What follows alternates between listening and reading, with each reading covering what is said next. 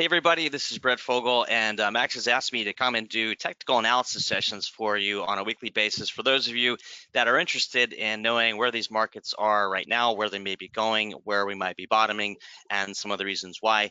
And I might sprinkle in a little bit of news this week. So we're going to go ahead and get started. And if you have any questions, definitely put them down in the chat. Make sure to like and subscribe to the channel because we're going to be giving you a lot of great stuff here going forward. So at this point, you should probably be able to see my screen here, and I'm out of the office. I'm actually remote down at the beach, so I'm on the MacBook here today. But we're going to dive right into it. And the thing we're going to start with here on the macro level is the monthly chart of Bitcoin. So I'm going to just put some of this away and give you a little wave here. I don't want the video to be over the chart, so I'll come back to you guys in a little bit.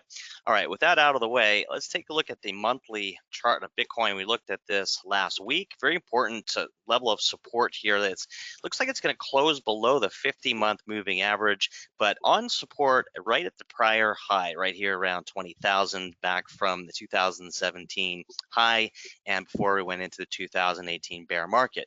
And as we looked at last time, these red boxes are indicative of the pattern that Bitcoin will do. It will typically come down on the initial wave of the retracement, and then we'll do another 50% after breaching sort of 21-month moving average. So we saw that back here in 2013-14 into 2015, another 52% after breaking down below where we thought we'd find support.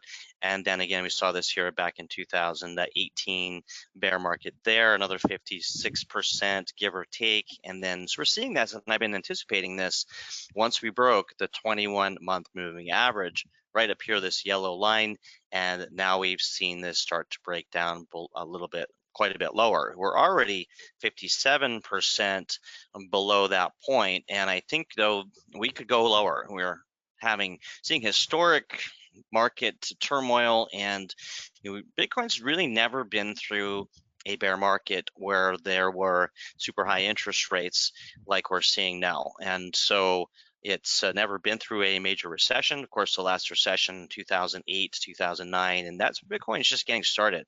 So from here, you see how this red box drawn, and we are kind of only about 44% where I think the box top really would be. So I'm anticipating we could come down here, and now that we're closing on a monthly basis, now that we're closing below that blue line, this 50-month moving average here, I think that there's a good likelihood we'll come down here possibly to the this green line here, which also coincides with the 400-week moving average. So we'll look at that next.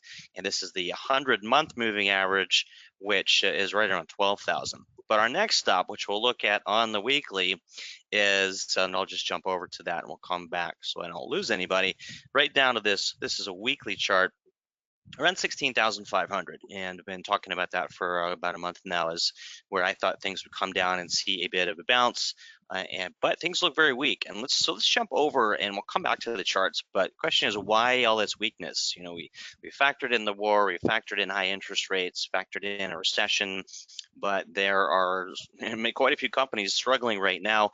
And one of these here, for example, Three Arrows Capital, you may have heard of, is, let's try to get rid of these ads, is a big fund that's really was overexposed with the Terra Luna, a Terra Luna project here. I'll just turn the camera on a little bit so I can talk to you guys. And so they went heavy in on Terra Luna UST, and so as many companies did.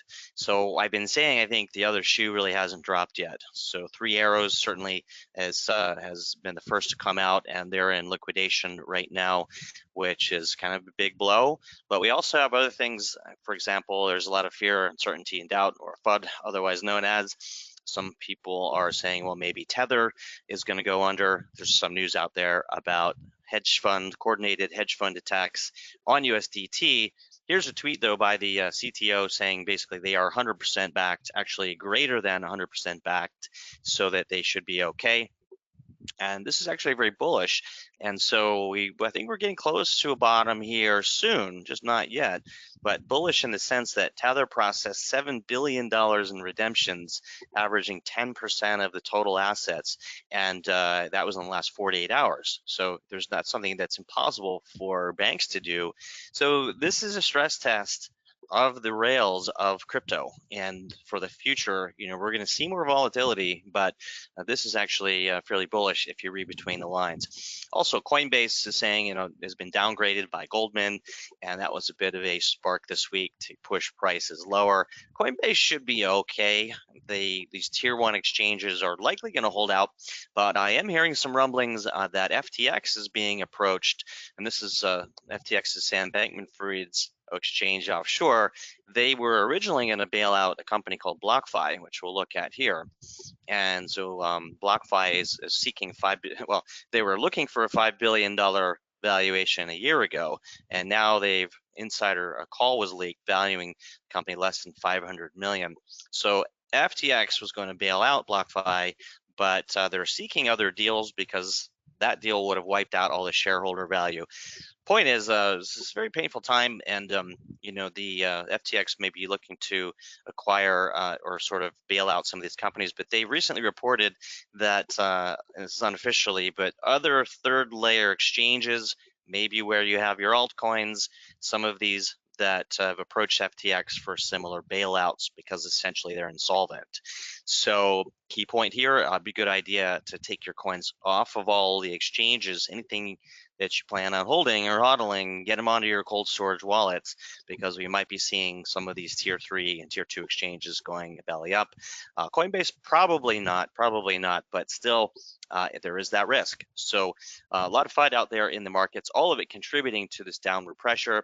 And also I want to just touch on ProShares has just launched an inverse ETF, which is an exchange traded fund, which essentially allows traders to profit on the way down and bet on that downward pressure. This tells me that they are preparing for a sub $10,000 Bitcoin. And the reason is because the BITO, the Bitcoin ETF, there are rules against buying or shorting companies and stocks, although it's not really a stock, below certain levels. So there's a bit of gray area there, and traditionally that's $5 on a stock. I don't want to go too far down the rabbit hole here. I want to get back to the TA, but the inverse BITO ProShares means that people can buy that and profit as Bitcoin goes lower. So you're factoring in all of these derivatives and other exchange or financial instruments that really we didn't see, didn't exist back 2017, 18, and prior to that. So as the industry matures and as the asset class matures, we're going to see things stabilize a bit. But these are all reasons why there's heavy selling pressure and a lot of uncertainty. And so let's kind of jump back here to I don't want to go too fast here. On the monthly, I want to open this up a little bit, and we did look at this recently. Actually, turn off the camera here so you can make sure and see all of this. So we're coming into the end of the month with historic lows on the monthly BTC, the RSI indicator, relative strength indicator, has never been this low. I was wondering if we wouldn't rally into the end of the month and close at this level, which was strong support in 2015, 2019. But looking like, we are going to close here at historically low levels. So that's why I believe there is further downside. And we will see that hopefully bounce here going into July. But I think we're going to see pretty volatile July here. And so again, we've been watching this MACD back since January. I was telling people to get out just based on this cross here, this huge run up here and this cross down, mostly because back we saw that as an early indicator back in 2018 before entering the real bear market. So as things go up, they must come down, and we had a very steep run up here, multi-month run up. So we're really seeing this now, and we may see another big down red month here, but we're going to want to keep an eye on that. So these are just some early indications that things are still looking very ominous in the markets, and of course Bitcoin is the leader. We'll look at some other signals here as well on USDT dominance here in just a bit. But here's the weekly chart here. What's interesting, two things. I've added a 400-week moving average because since we've now had a full weekly candle close, I'll zoom in here. It's the first time we've seen this. This green candle is it's a full candle open and close below this 200-week moving average. Okay, so that's what set off further cascade here earlier in this week, I believe. Now, here's what we want to watch for. This candle here is a bearish engulfing candle. So if by Sunday, the end of the month here is going to be sooner than the weekly, which will be Sunday. But I would imagine if this candle closes engulfing this here, we'll see a pretty quick cascade down, possibly over the weekend, possibly Monday, to this 16,000. It was saying 16,500, but as the moving average has progressed higher a little bit, it's right around 16,700. These things may tend to overshoot a bit, but I did publicly put out a Facebook post here on May 19th, as you can see on my private or my personal Facebook, that I said Bitcoin will bounce to 32K, which it did, and then to 22,000 by June 4th, which it did June 14th, 10 days late, and then 16,500 by July 31st. I think I'll be early on that one, so it'll even out. But the reason for that, again, is this weekly moving average here. And also, though, what we can see has played out as a bear flag, which we can see here on this chart. So I believe I've actually not want to do that here. If I wanted to kind of switch over, we can see this here, and I'll just put it right on the chart, just a copy, paste, and overlay this. So this bear flag is this yellow area where actually, that's the wrong chart, guys. Forgive me. But there's so many bear flags here that kind of running into various versions of it. So the bear flag here was starting from the top down to here. We had this flag formation coming in there, and then the flag put us down to these areas. So if you don't know or not familiar with that, we're just copy and paste the size of the flagpole. And there's various ways to draw this, but in this case, this came down, and we saw that flag play out down in these levels. Certainly think we will go down and retest it down to that level on the weekly 300 moving average. The 400 weekly moving average, again, I'll turn up the camera just so it doesn't cover the chart. But down here, this blue line is what I'm looking at. And let me just remove all these drawings so it's easier to see. The lower blue line, should probably change the color. Let's just make it black so it doesn't confuse anybody with the blue line up top. But the 400 week moving average has never been tested, but that's right around 12,700, 12,500 may overshoot. So guys, this is what I'm suggesting we could see, and we certainly may not have seen the bottom here, but I think we will get a good nice size bounce, possibly a bull trap rally right around 16.5. And so with that, why don't we dive into the daily charts and kind of take a look here at Bitcoin again. And I'll turn these back on in a moment, but let's see. So this is Bitcoin, of course, in a downward trending channel. Certainly haven't seen much signs of strength. Just overlay this here. So I had anticipated last week that we would see some kind of a buying pressure and push up from these levels, and then come back down. But I thought 25,000 would be the high point, and then we'd see a rollover. We didn't even get that far, made it to about 22,000. To retest that, because this is back in here where I predicted we dropped to 22,000. So, it's not uncommon for these things to come back up and retest support as resistance. So that's what we're seeing. And this is, I could redraw it here, but actually let's just take it off, because what's more likely to happen is we're going to come down and maybe see some kind of a bounce off of this lower trend channel. So what I would expect would come down here again in this, 18,000. We've been down in this range again. We could see some kind of a relief rally, but again, I think we are headed down to these levels. And then we could see some kind of a bull trap rally, and then we would head down. I believe just the more news coming out, the more shoes that are dropping here in terms of companies that may go insolvent, it's just going to spook the market. But there will be some great buying opportunities when and if that happens.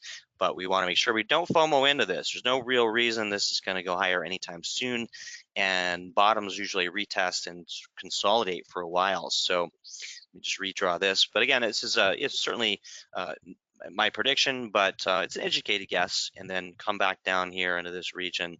So let's see, 16.5. I think this is where we could. It's a big unknown, right? So we could see that come lower, and these market makers, that's how they make their money. They move price around. This would be sort of that bull trap region around 21,000, 22,000. Now that that ceiling has been kind of put in right in this range. So this is what I would expect, and then further just chopping, dropping lower all the way down here, because at this trend line down to, again, that 300 week moving average right down around 12.5. Some people are saying maybe sub 10,000. I don't, that's too early to say. I think that's certainly possible if we have a big retail capitulation, but this is kind of what I'm looking for the time being.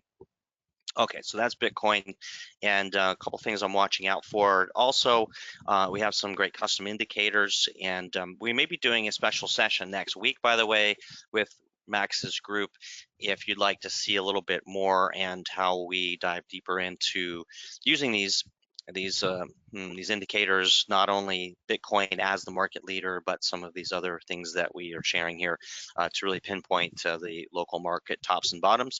So one of the things I'm seeing right here is a rolling over, which indicates further downside, and then this early reversal indicator that we've developed and has been very accurate actually, and calling the market tops and bottoms. These are auto-generated, so this is kind of what I go by after looking at the simple things in trend channels and some basic TA. So with that in mind, let me turn this off here, and let's dive into something else that I wanted to share. Again, we looked at USDT, and then there's some FUD out there about USDT, and we can briefly look at Bitcoin dominance, but this doesn't really tell us too much that's incredibly valuable. I've been paying more attention to USDT, and this is Tether. The USDT by itself is, of course, a stable coin where most people are parking their profits when they're selling crypto. USDT dominance, or USDT.D, if you want to look it up yourself, just basically shows the relationship between money flows in and out of Bitcoin and into USDT, which is the largest stable coin. So it's an inverse relationship back down in here. At that point, I didn't realize we were setting up for a flag necessarily, but I thought, hey, this is sorry, go a little bit farther back. This is a bottom of a channel. I think we're going to see Bitcoin drop as USDT pushes higher, and then immediately after that, large volume came in, which means a large sell-off in crypto and Bitcoin. And of course, USDT pushed much higher to the upper level of this trend line as Bitcoin dropped. So how is this relevant? Well, these are signals. Again, it's an inverse relationship. As USDT dropped a bit, Bitcoin had a little bit of a rally, and that's sort of been this sort of channel here. And so pretty soon, then it became clear this is a flag pattern. And then 85% of the time, give or take, these things break to the opposite side, and we can project where they go based on the size of the original flag pole, which is right here. And it's interesting that these things do play out very accurately. So if I just come back in here and clone that, and we can see from the flagpole break, this time I'm drawing it from within the flag, but it pushed right up to the top of that flag here and then pulled back. So Bitcoin dropped heavily during this time, and then as USDT dropped, Bitcoin rallied a bit, and now we're seeing USDT push higher. So again, this push is higher, we'll see Bitcoin drop. It's just kind of a tug of war, but can give us some nice clues. All right, so and then this of course is just a screenshot of that we just described, highlighting that flagpole, and again our early reversal indicators kind of helping out with that.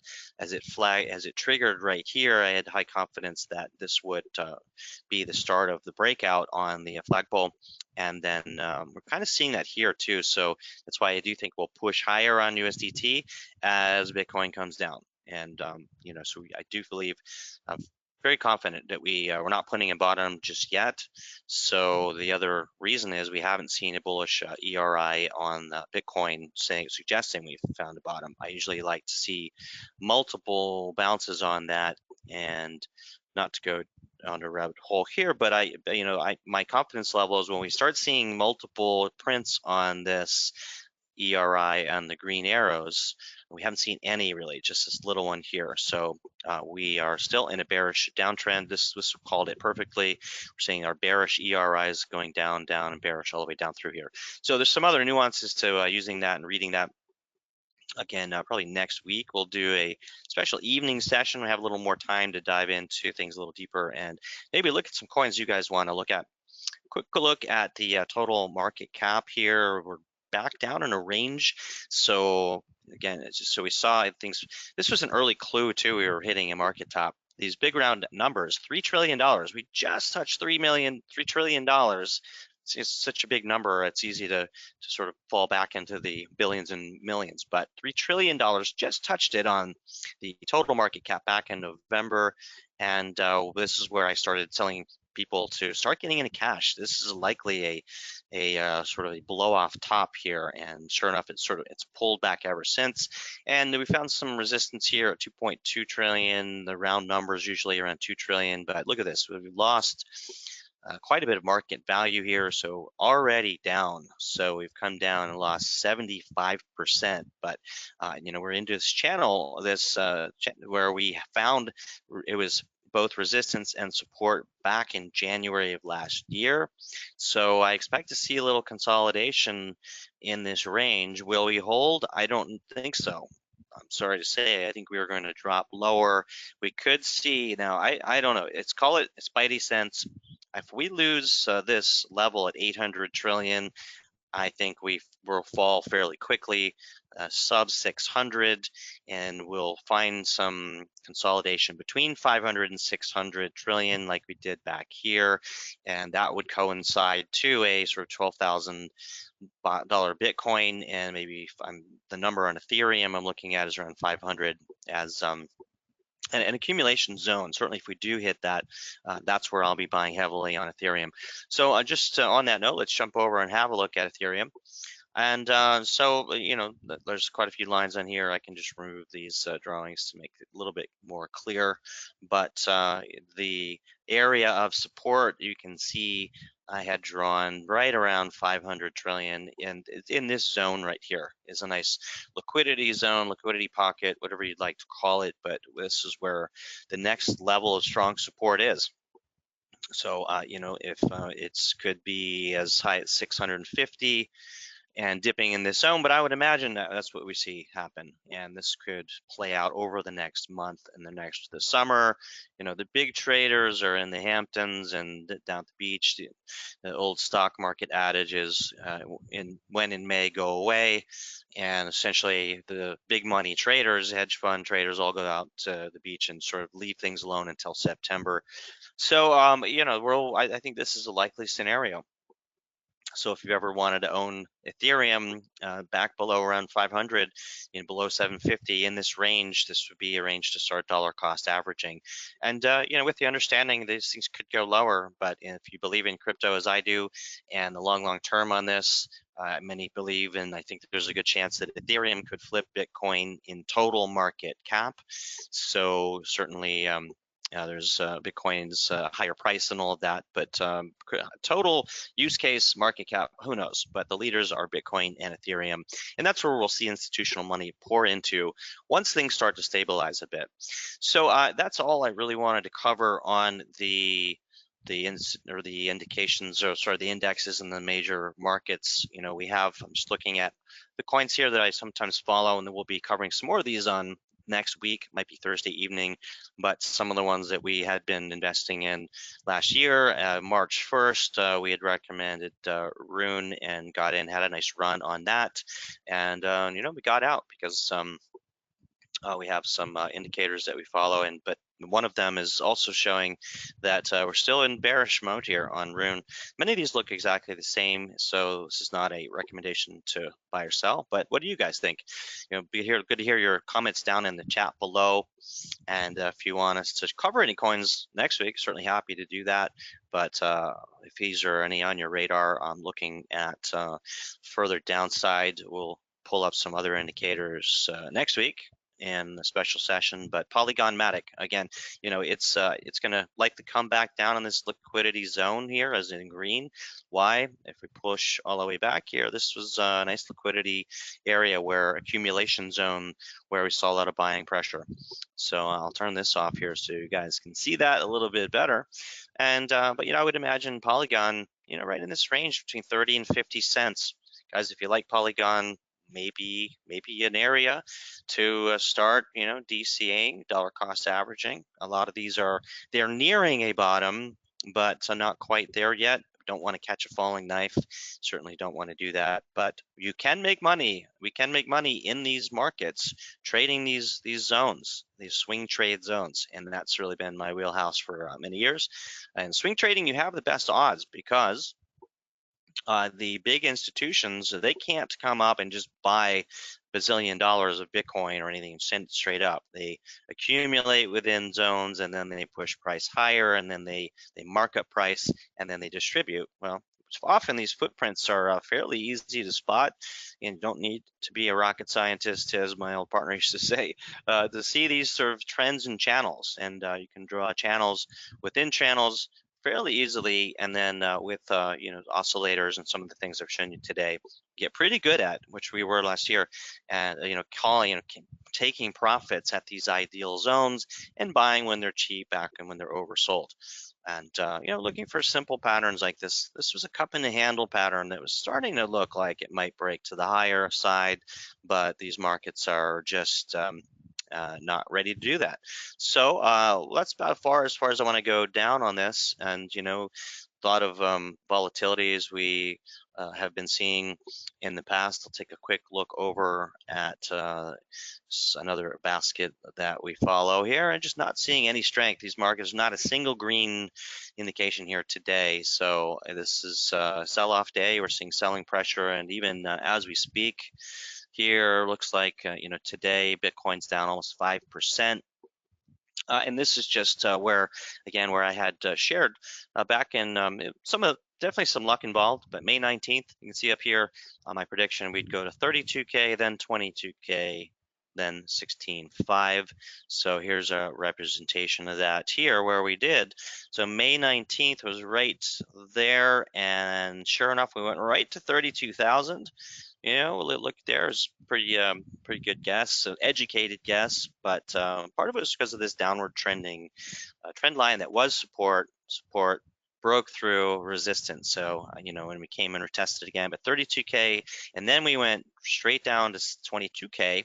Had some other reasons for having a good feeling, and then we hit right to 22K, and then dropped down to 18,000, which was another level that I had pointed out previously that we would hit. That's sort of a different reason for that, but ultimately that's on the way to 16.5, and that's where I think that we are headed right now. So I think that we'll continue to trade down this trend channel here till we get to 16.5. Again, 16.5 being that 300-week moving average here, which we can see in red.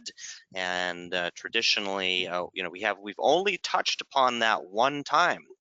That was that's down here, this red 300-week moving average that was in the COVID crash and bounced hard off of that. So I think we'll see something like that, and we'll see money pouring back in, but I think it's a bull trap, and then it'll come back down, and we may see that final big market capitulation. So we could see something like this. Let me undo and redo that for you guys, and sort of a quick drop down, and then something like this, and then something like that. Okay, so obviously don't make any trades based on this, so do your own research, trade responsibly and within your risk parameters. But let us know what you think down below if you enjoyed this session, if you'd like to see more of any individual projects, if this is helpful, if it was too high level or just about right. And again, put your questions down below. We'd love to hear those and answer them in the chat. And we'll let you know about next week's session. We're kind of putting that together with Max. And so always enjoy these sessions with you guys. Again, this is Brett Fogle from Moonstream Crypto, and looking forward to doing more of these sessions with you guys. All right, see you guys.